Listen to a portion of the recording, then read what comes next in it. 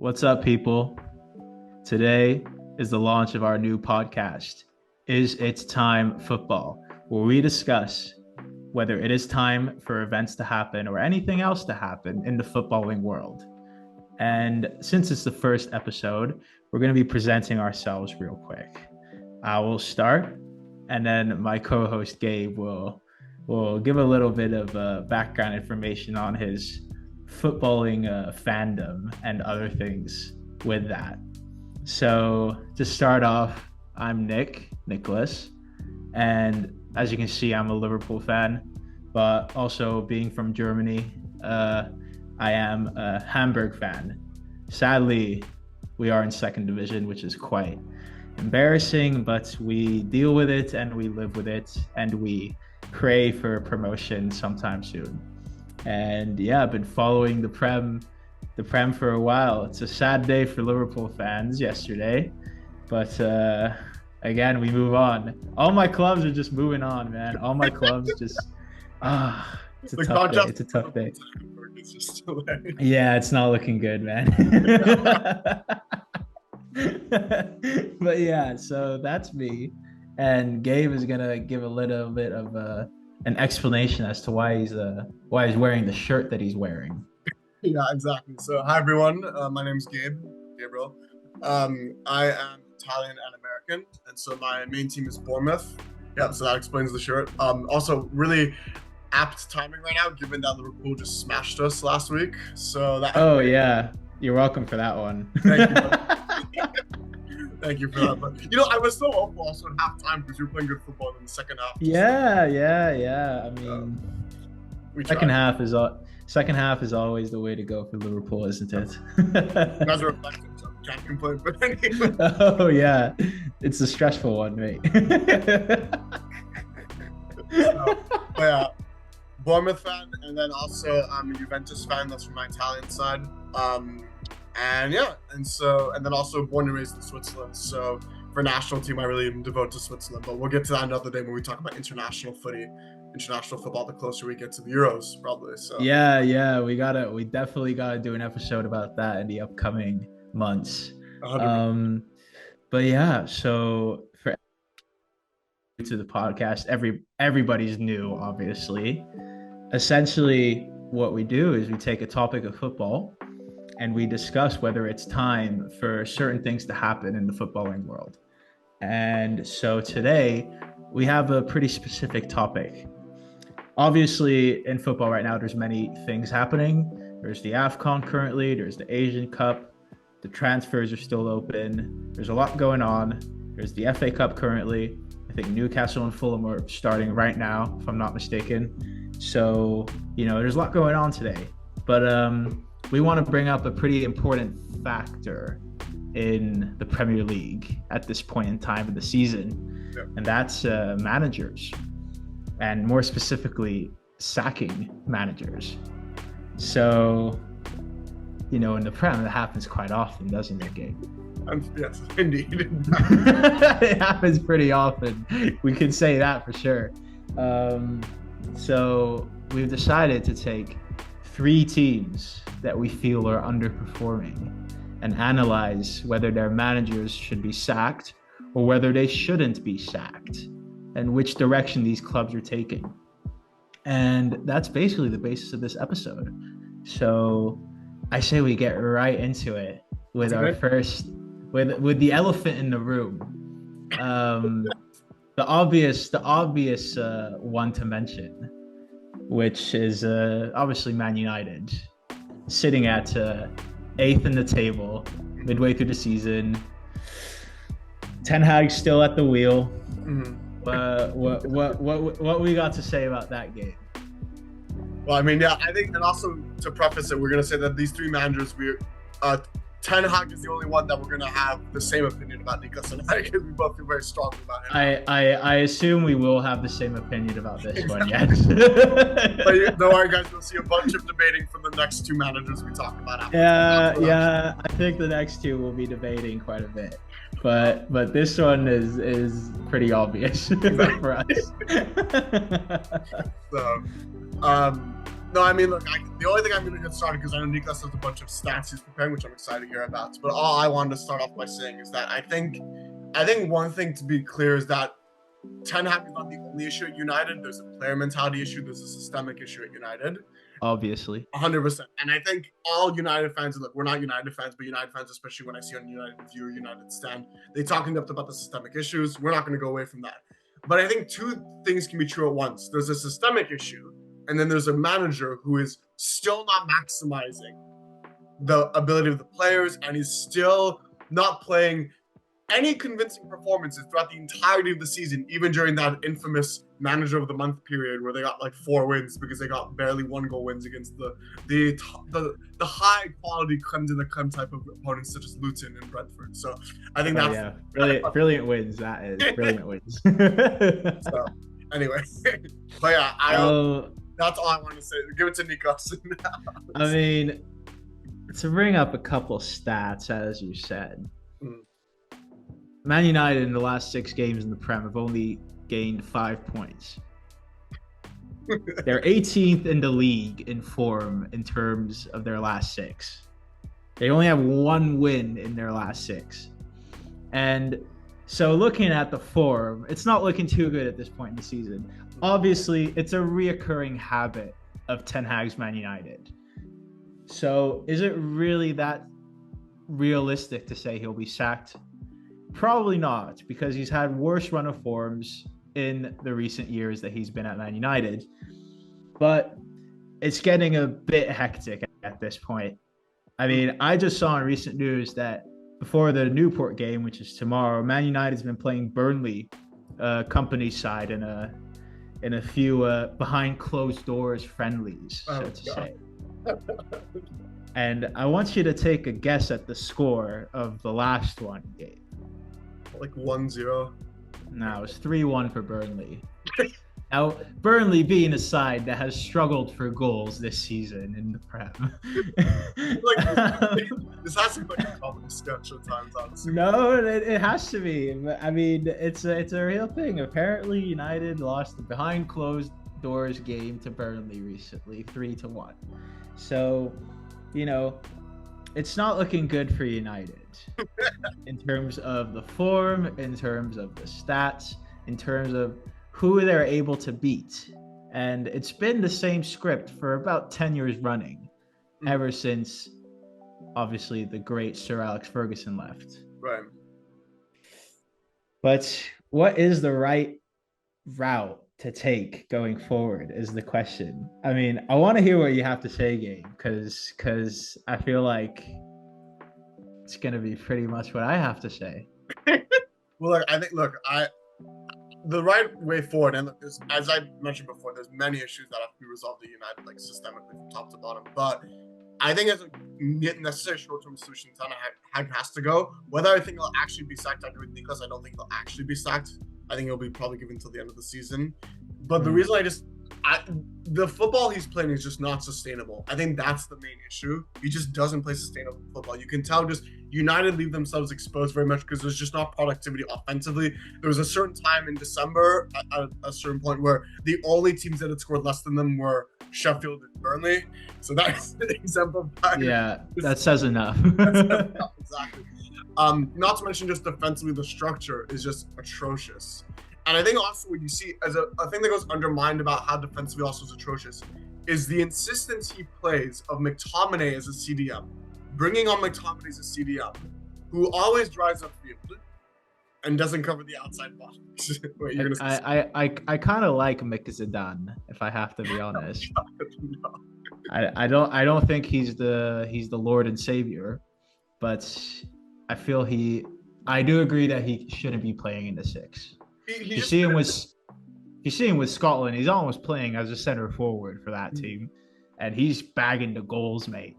I think as a camera CF, I can understand it, but as a defensive midfielder, the one game for me that demonstrated Ten Hag's incompetence was Nottingham Forest. At halftime, he took off Mainu for McTominay as a tactical sub in the CDM position. If you look at Forest, the 2 goals they scored, it's because McTominay decides to double team Elanga instead of tracking back on the edge of the box. And so I think that my view is just like, look, there's so many issues at United. I think there's a player mentality, but still, this team, and I know Rashford, of course, has bad attitudes, and we know Garnacho's very young, and he's very promising, and we know Højlund has not been at the highest form, yes. But this team can still score more than what they're producing right now, and that's because of just a lack of productivity because of Ten Hag. Yeah. I mean, if you look at the buys he's made since coming in, I mean, he replaced fucking Ronaldo for Wout Weghorst. That's self-explanatory by itself. Right. There are a couple signings that were good. Casemiro is a good signing. Højlund, I find, is still a good signing, but he just hasn't been given maybe the service, or he hasn't had the luck, I guess. But Martinez is an okay signing as well. But then you have people like Weghorst. You have people like Antony. You have people also that were brought in for absolutely no reason. Right. I'm specifically referring to Reguilon, who has just been sent back to Tottenham.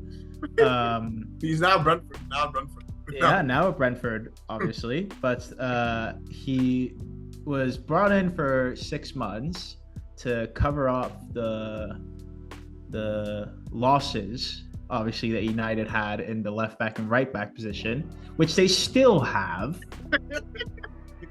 And he sent him back that's the position with many injuries. Well, he has injuries everywhere. Yeah. But, you don't send back a Spanish national team player who's on loan early when you have, missing players. So there's just not many very questionable signings during the Ten Hag era. I mean, Antony is a great example. He cost him 100 mil. Right. This season I don't think he's even have 2 assists or anything of the sort. So if you look at the players, as we said, there is definitely a player problem. And the attitude problem is there. The whole systematic thing is there. But if we're bringing it back to Ten Hag specifically, if you look at the Ronaldo situation, if you look at the Sancho situation, he is a terrible, terrible man manager, I find. Yeah. And I'm going to bring a quote by the legend Neil Warnock into the mix. Most recently, I think he was at Cardiff most recently, am I right? I think that's right. But he said that 95% of being a good manager is man management. And I mean, it says it in the job, manager, man. So if you can't manage characters, this is why I believe the greatest coaches are Ancelotti, Mourinho, people like Klopp, people like that who deal with characters. Right. That's why I'm still questionable, or Sir Alex, great example. But I'm still questionable about people like Pep ever so often because they can't always deal with good characters or tougher characters is probably a better way to put it. Yeah. And obviously the Ronaldo situation was a huge news piece. Right. And I think that shows at first how bad of a man manager he was because he can't deal with that character in his team. Definitely. And I feel like the Sancho thing definitely cements that perspective for me of he doesn't know how to deal with characters or people who have a bit of an attitude. And for me, that's problematic at a team like Man United. It's a big club. The manager should be able to put his foot down. Right. And, that's my main issue with him. It's not so much obviously the football is awful right now. But if you're looking at whether to sack or whether not to sack a guy, I feel like the most important is always going to be whether he has the backing of the players and whether he has their respect. Right. And in recent times, he has shown there's 2 clear-cut examples where, I mean, you can look at it in 2 ways, but there's 2 clear-cut examples of players not willing to obey him and him just outing them. Yeah. Not finding solutions. Yeah, throwing him under the bus, which is just... So, that's that's just my opinion. Is if you can't manage your players, you're not doing a good job as a manager. I completely agree. And so I think as a final point I want to say was that beyond the man management, the last point I want to say before we move to the next section was that I think one common theme, because here's the thing, the Ten Hag team also, we don't know what a Ten Hag United team plays like. There's no consistent plan. Very true. There's no identity. Do you know what's the one thing I have noticed in consistency? Drop-offs in the second half. With the exception of the Aston Villa comeback, every second half by United has been poorer than the first half. There's always been a drop-off of intensity, and there's a predictability element also. We look at West Ham 2-0 loss. Similar thing where it's like, United have a couple chances where maybe Garnacho, I love Garnacho, by the way, but he should be doing a little bit better, stuff like that. And then the second half, just this drop off, and then the heads drop after they give up a goal. Same thing against Nottingham Forest. Same thing against my Bournemouth team. In the first half, actually, United weren't horrible offensively. And then the second half just dropped their heads, just gave up completely defensively and midfield battles. So, I think that's all I want to say on that part. And Niklas, if you want to conclude anything. I mean,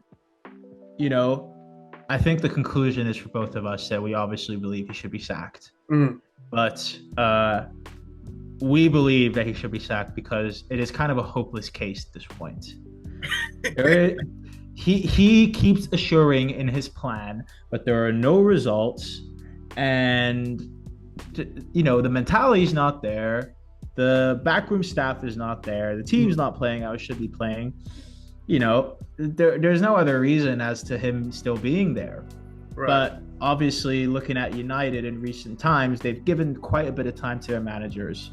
So we both believe he should be sacked, which I feel like a lot of people will believe as well. Yeah. But realistically, it's not going to happen at least until the end of the season, unless he does something completely outrageous. Like lose to Newport. That would be a good example, yes. That would be a great example. So yeah, I say now we move a bit down the table. If you're looking at the Premiership table here, we've got a team right under United, Chelsea. Yeah. Now that is a dark horse because you don't know what's gonna happen with Chelsea, mate. But everything's in shambles. But you never know. They have a good set of players, right? They could pull something off here and there.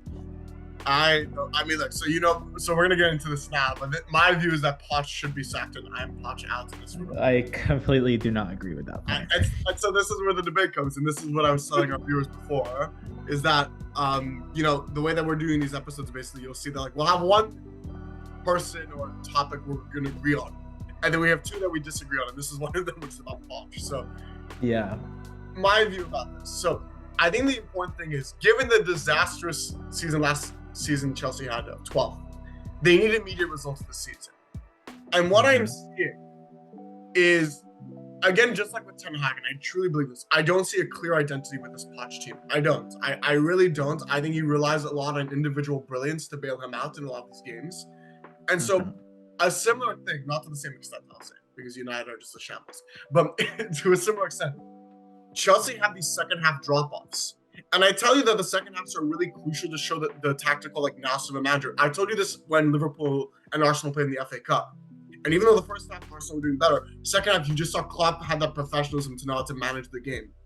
And the reason second halves I really judge managers by those is because second half is where the manager can be both proactive and reactive. They have the halftime to evaluate what's happening. They can implement this system. And if you look at Chelsea, every second half there's a drop-off of intensity in the play style, almost all of the games. Moreover, and I saw this stat which stunned me, but I had to double check and it's true. In all the games that Chelsea have lost in the Prem this season, they've never gone into halftime losing the game. Never. They're always tying. I don't think they've ever been winning and lost in the second half, but they've always been tying going into halftime and end up losing the game. And so I think you also see the players don't have a clear, consistent plan of what they're doing in the games tactically. And the only thing I could see was, the only exception was in the Middlesbrough game where they just beat down Middlesbrough 6-1, but the disparity there is too much. But I look at these tactical choices by Poch, and it's like, Cole at left back, I want to gouge my eyes out. I love Cole as a center back, but as a left back just doesn't work. Cho at left wing, Maatsen at right wing. And then I'm telling you this. Palmer has bailed them out so many times, and Palmer is a striker also. Like against Aston Villa yesterday was like pain to my eyes. I'm just like, why? Mm, So look, mm. as I said, and I'll give you the floor in a second, but I just want to say that again. In the second half, they always invite pressure, and we watched the Luton game together where they won 3-2. Mm-hmm. And the game management by Poch was zero in that second half because It was zero. It it was was zero. literally zero. Especially because Mm, Luton did the same predictable tactic, credit to them. Passing on the wings, trying to get Doughty, and trying to whip in the crosses every time. Every single time. Couldn't handle it. And mm. and I really don't see any convincing wins by Chelsea this season, except if it's bottom tier opposition. So that's Yeah. my piece. I'll give you the floor, Nicolas, now. But I yeah. mean, I'm in disagreement that he should be sacked, firstly, foremost. Despite that, terrible season. I'd say as bad as last season's. Um, you know, I mean, it has to do with the whole system again, doesn't it? I mean, in the last 9 years, they've lost 483 million euros in transfers. That's half a billion in transfers. And they just paid $1 billion last year. Yeah, but this is lost. So obviously, Yeah. revenue, expense, plus Yeah. minus it, whatever you want to do. But so it's definitely a bad result for the investment they've put in. Nonetheless, I still believe that Poch has been dealt a pretty bad hand. He's been given a bunch of players who don't match up, who have no chemistry, and he's been expected to be in the top four with them. And so, in this phase of a rebuild, where Chelsea have had 4 managers in the last year and a half, 2 years, I believe that the last thing to do at this point is to sack another one and have change again and have more change. Because at this point, some sort of identity needs to come. And there's been too many changes. Right. And so, he's been dealt a bad hand. He's been given some pretty bad situations. I mean, Conor Gallagher is your most consistent player on the team. And, apart from Silva and Petkovic recently, maybe. But then if you look at the rest of the team, 100 mil on Mudryk, 100 mil on Fernandez, 120 mil on Caicedo, Nicholas Jackson, who's kind of irrelevant at this point. But, he's been given all these players by the board, by Todd Bowley, who don't mix well. And he's expected to come up with some sort of special concoction that's going to get them in the top 4 when there's already Liverpool, City, a great Tottenham side, a great Aston Villa side, a great West Ham side, a great Arsenal side. The chances are looking pretty bleak for top 4 this season if you're not Liverpool or City. And so I believe it's a bit expecting too much. And Poch has had a brilliant career at Tottenham. He's a great atmosphere builder. And at PSG, I find PSG job as a bit of an impossible job because that club is soulless. And I think he should be given a bit more time, to be honest, because it's the last thing Chelsea needs right now is change and more change, because we've seen in recent times that more change just makes it worse. Right. And that's one thing I do have to give credit to United, that despite when everything is going wrong, they still stick to their guns as long as they can. I rate that. But they do it to an extreme. And I find Chelsea does it to the other extreme, the other end of the spectrum, which is they don't give enough time at all. And so hence, maybe they'll have one good season where a manager comes in and wins a Prem, but then the next season he's sacked halfway through again because he's underperforming. And I feel like Chelsea needs to change that narrative at this point. They're rebuilding. They need to change it. They do. And so the best thing to do to change that narrative right now is to not change the man who's at the helm, who we have seen with Tottenham, is able to produce levels. So, yeah, I feel like there's no more argument that I need to put forward because it's the last thing Chelsea needs right now is another manager, is another change. I want to be clear. I know that there's been a lot of change. And I know also, I completely agree with you. There's a lack of team chemistry from the players because there's so many new players. I completely agree. There's no consistency in players. And the only two that there's Thiago Silva, who is aging, even though I do like Thiago Silva. But he's gone after this year. He's gone. He's not going to be there anymore. No, I agree. And then Reece James, who's injured too much for him to have that consistent stay. So that's the issue with that. Yeah. Now, I want to be clear. I don't deny that. And I want to be clear. There shouldn't be an expectation for Chelsea to get top 4. I even put in my preseason predictions. I thought they would come 6th. But my point is this should be a team that should be top 6 range. And I know there are points off 6, but if I'm going to be honest, it's like the thing is, I could understand this. I get there's a rebuild. I completely understand that. I could excuse them being currently in 9th. I think they're in 9th right now. 9th? They're 9th, yes. God, which is funny to say. They're only 4 points off 6th. But this is my view. It's like the football and the football is just not sustainable. If you look at how they play, again, I guarantee you. It's always hit or miss. It's Jekyll or Hyde performances. You don't know what's predicting with this Chelsea team because the setup, there's just no clear identity again. And so my view is, again, like, I get this. Look, a lot of player turnover, a lot of new players, new system. Completely understand, but they need immediate results. I'm sorry, you can't be going rebuild, yes, and there should be an expectation for top 4 this season, but they should be comfortably in the top 6 range and they should be having good playing football. Because I'm going to be honest, since October, I think it was October when they played the Man City game 4-4, I've seen a drop off in level of football from Chelsea, and it's just been consistent. And it's now survival football. And so I think that's my view towards that.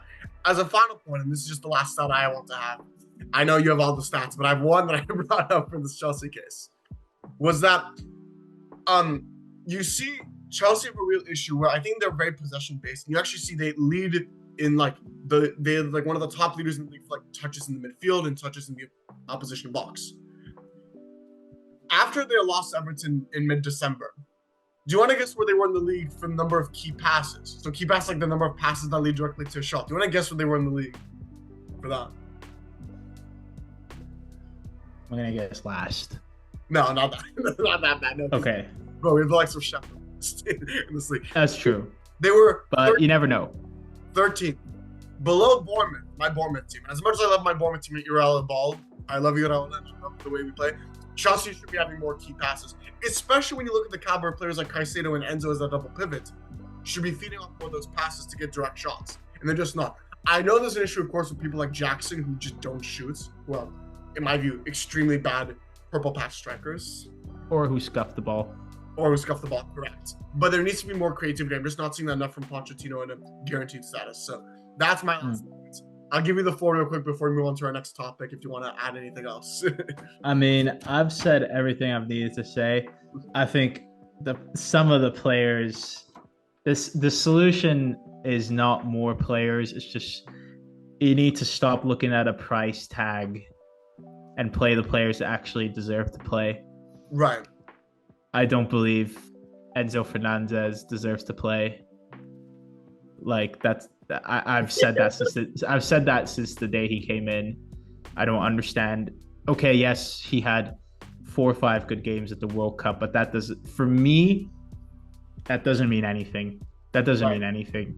The dude had only been in Europe for 6 months. I know that doesn't mean anything either as well, but you're expecting this guy to come in and be your rock in midfield for 100 mil, and he's hardly had 2 years to his career at that point. I agree, but also Pochettino's not enabling him to I don't think he's enabling him to have that as much creativity in the final third. I'm telling you, the key passes just are not. Yeah, it's true, but I just haven't seen that from him. I know the price tags are always off-putting, right? Because say you ask an Arsenal fan, he'd say, "Oh, the 100 mil for Declan Rice is definitely worth it."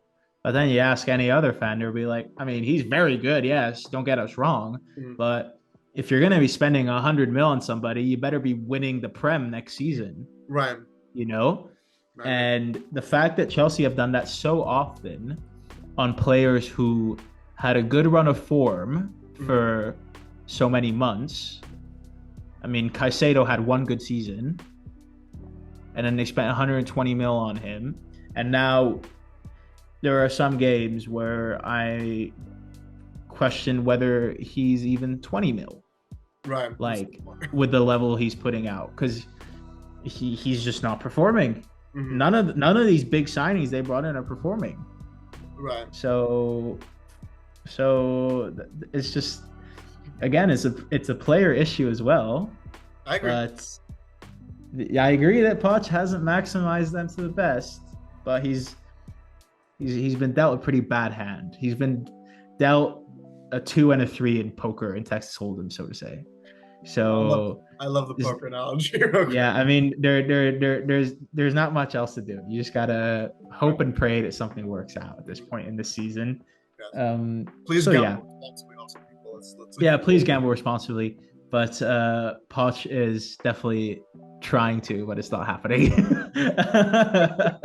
But so yeah, I think we'll agree to disagree on this one. Yeah. That me being Poch deserves to stay, and you think that he needs to get the hell out of Chelsea. Yes, correct. Okay, fair enough. Let's move on to the final topic. I know you've been very passionate about this one.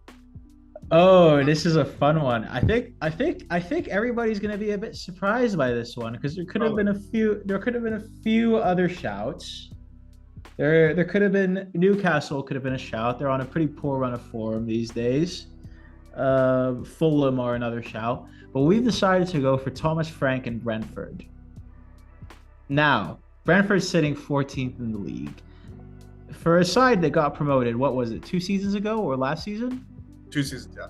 2 seasons ago. They have overperformed in recent years. Definitely. They've been in the top 10. Very good, very impressive. But now they're slightly falling off. And, you know, in their last 6, again, they've lost 5 of them. They've only won 1 game in their last 6, and that's the only points they've gotten. They're in a terrible run of form. Thomas Frank has been at the helm for years. He took him up, and he's done a great job maintaining it. But what is the way forward is my question. Sure. So, you know, apart from Ivan Toney, he has been the emblem of this club. He's been the icon. So it's tough to say that he should go, but I truly believe that he can't take them any higher than he has, and soon enough, other clubs are going to catch up, like they've caught up this season, and they're going to go back down. That's my opinion. So I don't know if you have a different one, but I believe he should. I believe that they need to take a step somewhere else at this point.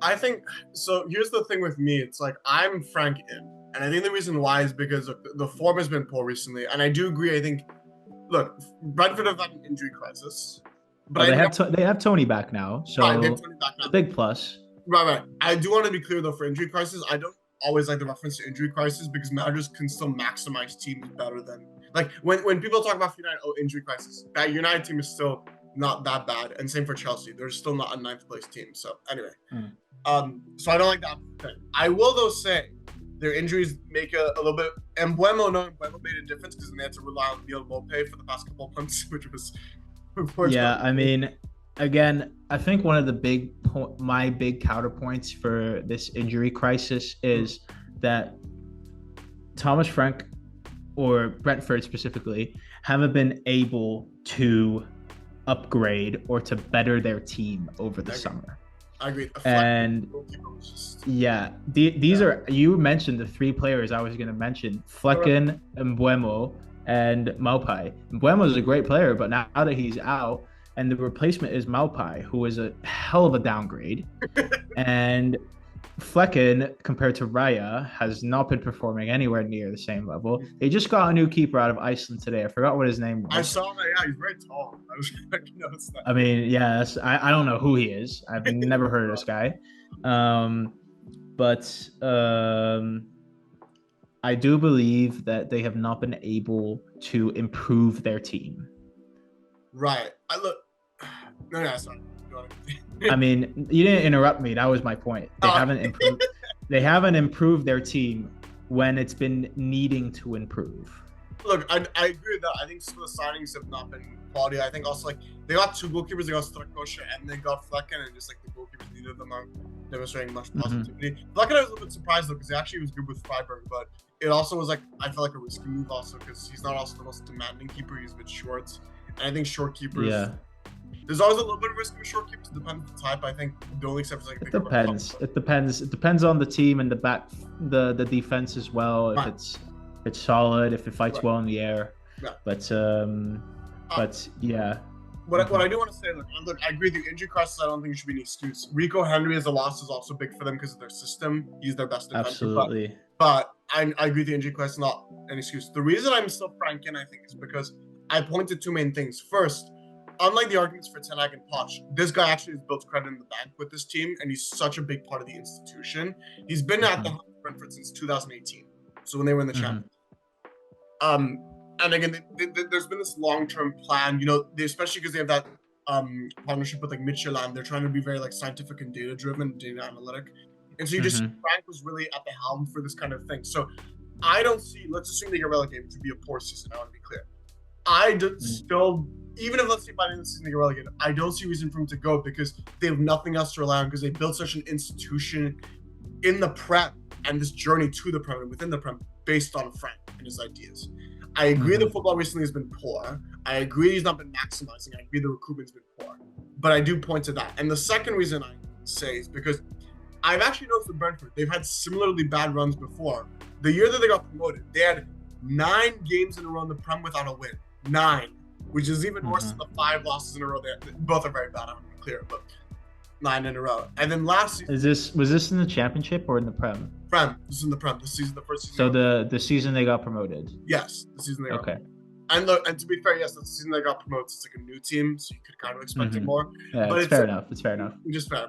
And last season also, they had a similarly bad run. I think it was around like, if I remember correctly, like 6-ish, 7-ish games. So look, my point is this has happened before, but the biggest argument, I want to be clear, I know the football's not been maximized, but you see glimpses of promise after their win against Forest. I know it's Forest. I think Forest look better under Nuno, but again, defensively, they're very poor still, so we have to take that with a grain of salt. But I still think Frank has developed such a credit in the bank that I don't think, even if they get relegated by the end of the season, he doesn't merit getting sacked. If let's say they're in the championship next season and he doesn't get them back up, then I think we can talk about it. But I think he's built such an institution with them that they have no one else to rely on or no one else to go. So that's my view of this. No, that's a fair point. I think he definitely was a revolutionary manager for this club. Yeah, definitely. And, he's taken them to a level where they wanted to be at. But now I believe that they do have to look further. And, is this the guy who's going to take them to the next step?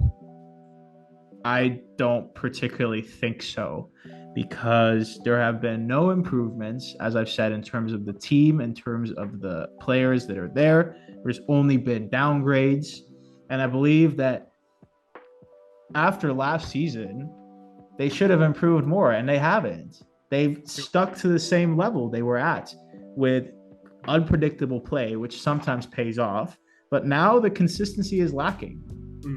I mean, like you said, it's been lacking before. But this season specifically, the beginning when they had all their players fit, it was working. Yeah. But as soon as a couple injuries happen here and there, which happens along a season, especially a season as condensed as the English season, you have to find ways. And I feel like they've been stalling and falling a little bit at this point. And so I think they need to find someone with a bit less of a risky gameplay, because Thomas Frank is is very unpredictable in terms of his gameplay. Counterattack here and there, go down the wings, rely on Wissa and Mbeumo to pick up the balls in behind, and Ivan Toney to be in there for the headers or for the finishes. But I think they need to find someone who's going to bring them a bit more consistency in terms of controlling the game, which is how are you going to go higher up the table in the Prem? So, I think they should obviously give respect to Thomas Frank. I'm not saying they should sack him, but give him until the end of the season, maybe. But I don't think he's the man for the job if it's going to be a step up to the consistent top 10. And look, and that's like I will, as a final point, like I agree. I don't think I've seen clear improvements from them from last season. I've seen like a regression instead of an improvement. I completely agree with that.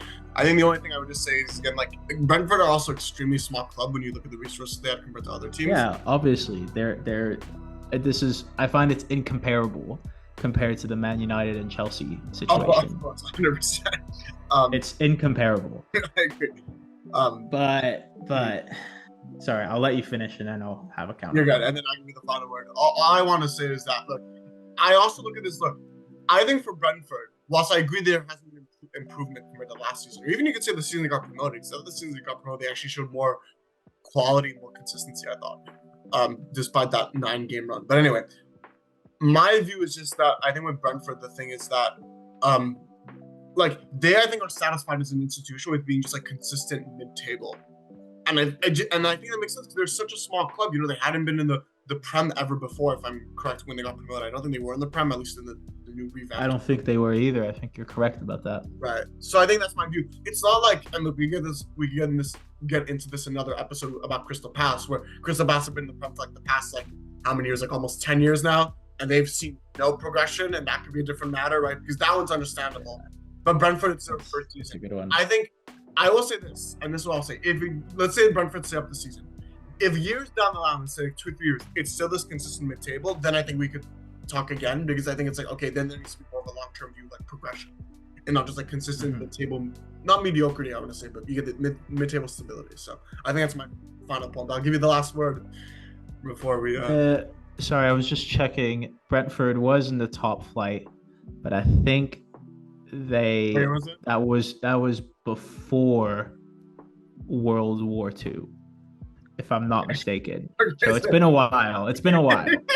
But they were in the top flight at one point. definitely before the Premier League revamp in like the 90s. Yes, before the Prem. This is their first season. Yeah. So yeah, I agree with all those points. Again, I'm gonna have to agree to disagree though. That's fine. Because I just don't see a way up, man. I just don't. But I respect Thomas Frank a lot for what he's done for Brentford. So, yeah, I mean, I think that's it, actually, for everything that we wanted to talk about today. Mm-hmm. And for anybody who's intrigued about what our next episode is going to be, we haven't decided yet. Yeah. But we will soon be available to you for the next episode, which will have a theme totally different to this one. Yeah. And we're going to keep it going. So for now, is it time to sack these managers? You have your conclusions from us. And we hope that you enjoy the upcoming football week in the footballing world. 100%. And let us know in the comments below, guys, any of your thoughts. We'd love you guys to engage with you in the debate in the comments. We'd be happy to. But yeah, we've given our conclusions, and hopefully, we see some good FA Cup shocks this weekend. We saw Maidstone already won today. And big shock. Let's hope that Newport also can do a miracle against United. I doubt it, but I am praying for that. I am hoping that happens. That would be funny, wouldn't it? But yes, so thanks for tuning in.